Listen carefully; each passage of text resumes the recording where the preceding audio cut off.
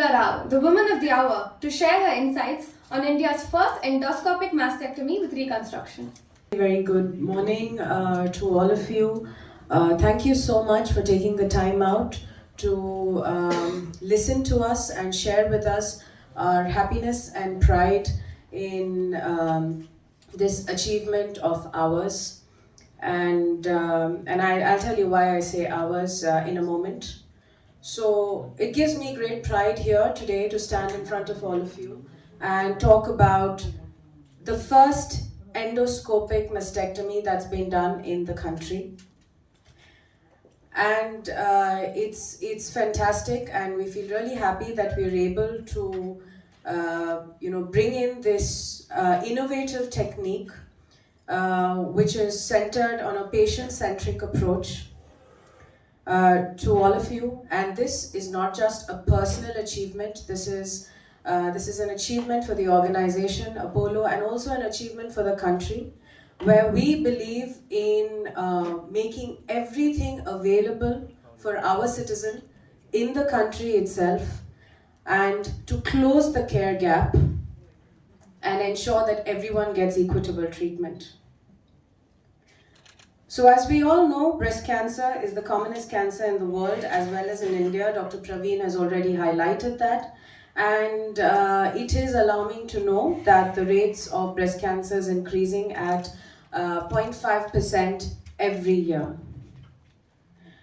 But there has been tremendous improvement and advances in the diagnosis and management of breast cancer over the last 3 to 4 decades, and it continues as I speak. Every day there's a new guideline, and every day there is a new advancement that comes, which we ensure that we make available to the patients we treat.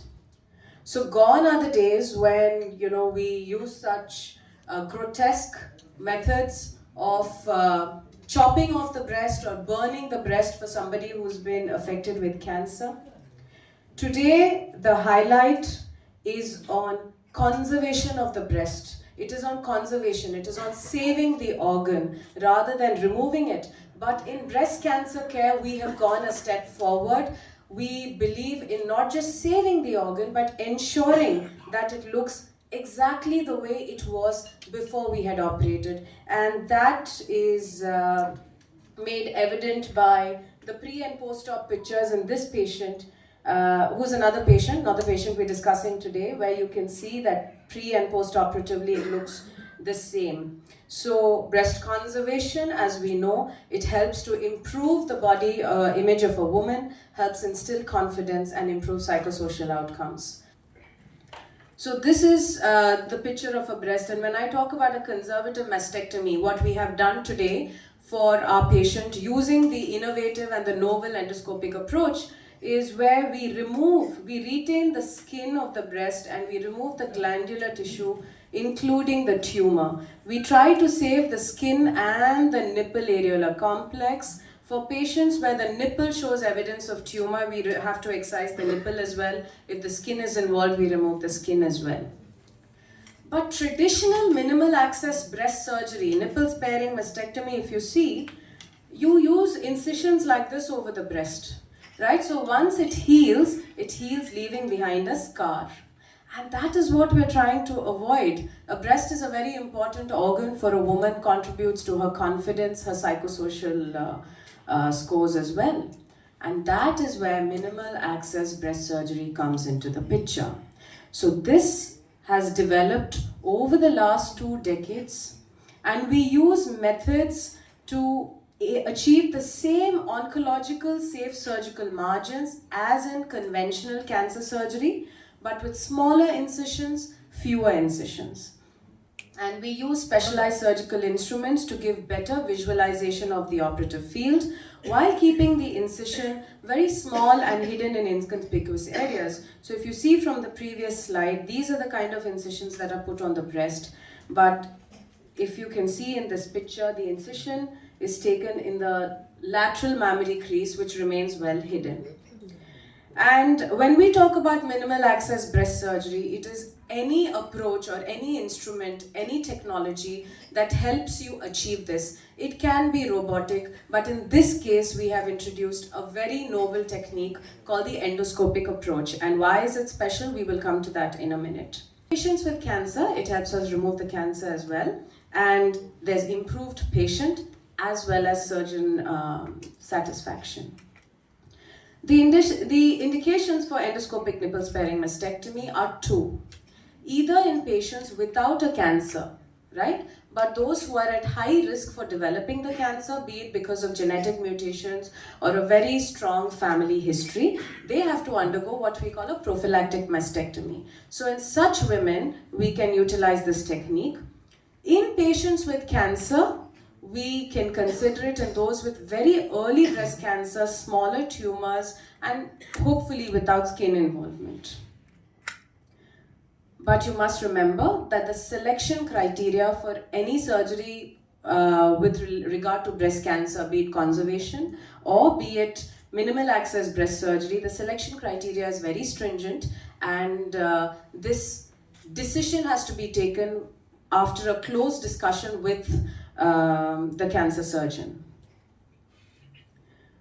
So, coming to our patient who underwent this technique, she's a 46-year-old lady diagnosed with an early breast cancer. The nipple did not seem to be involved on the mammogram and MRI extensive breast imaging. However, she was not suitable for a breast conservation, which is why we had planned her for removal of the breast, or what we scientifically call modified radical mastectomy. And I'm so happy here to say that this lady, who is a homemaker, was very, very keen on reconstruction, and she demanded it, in fact, and said, you know, I care about my body image. So we decided to go ahead with an endoscopic nipple sparing mastectomy for her, and we have already seen the advantages. I've discussed it in the previous slide. Now, why did I choose the endoscopic technique? One, because I can perform this procedure without using special or expensive equipment.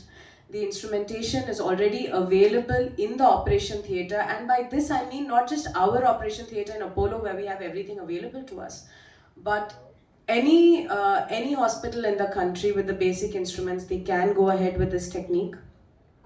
It has very good applicability and reproducibility in all hospitals in India without requiring large investments, and it assures the best and the latest advanced treatment for all our citizens.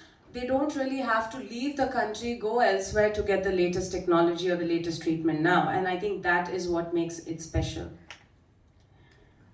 Moreover, I think, again, like I said, it's a matter of pride for us that we were able to bring this technique into the country, and this is the first time an endoscopic mastectomy has been performed in India. It has not been performed prior to this.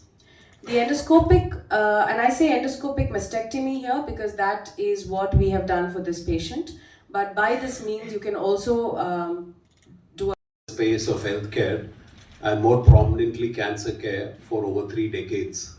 What's been the forefront of what we redefine is to introduce many of us to India, be it in surgery or be it in technology or device or an approach to cancer management.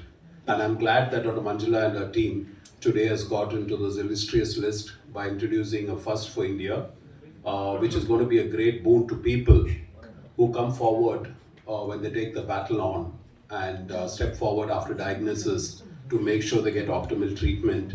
Be it India's first endoscopic mastectomy with reconstruction or any other procedure, these would not be possible if they do not get the communication from the media on what they should be looking out for. And I would urge my friends in the media to give attention to what the lady said. Very few occasions women speak up against the disease. And if you look at the lady who seems to be from Tamil Nadu and spoken Tamil, she said that she noticed something and she actually went to get it rechecked and then was advised to get an early mammogram done and then got in touch to discuss this with a family member. What's more important is to understand, is there an ecosystem, is there an awareness, and are people stepping up in the battle against cancer? Then she realized that she needs to come forward and take an optimal treatment, and was privileged to connect with Dr. Manjula and team to actually get this particular treatment done at the Apollo Proton Cancer Center. But that awareness would have not been possible unless you would have heard what she said, that she watches television, she listens to what is being communicated, and she's aware what she should look out for herself. But there are very few people who are actually aware of this. And if you look at India, cancer is a great equalizer. We were so divided. There's one part of India where people are able to have a better 5-year disease-free survival of cancer, and another location people have a very poor prognosis post-cancer because of the inequality of care. So in one extreme part of India and Arunachal Pradesh, people do not have access to basics of cancer care, where the survival rate is less than 50%. And in metros like Delhi, Chennai, Bombay, Calcutta, and some of the larger mega cities, the survival rate is much better because of awareness, access to media. What I'm using the opportunity of this forum to talk about is, how do you channelize, keeping in mind that we're getting into a budget in a few days, that an allocation of a larger amount is given for early diagnosis and prevention, keeping in mind that we're still less than 2% of the overall budget for healthcare. We're just somewhere getting close to 1.9 based on the last year's budget. When the 8th budget is being presented, I wish there's a larger allocation given, because you can't really measure, like other budget exercises done, a value to healthcare.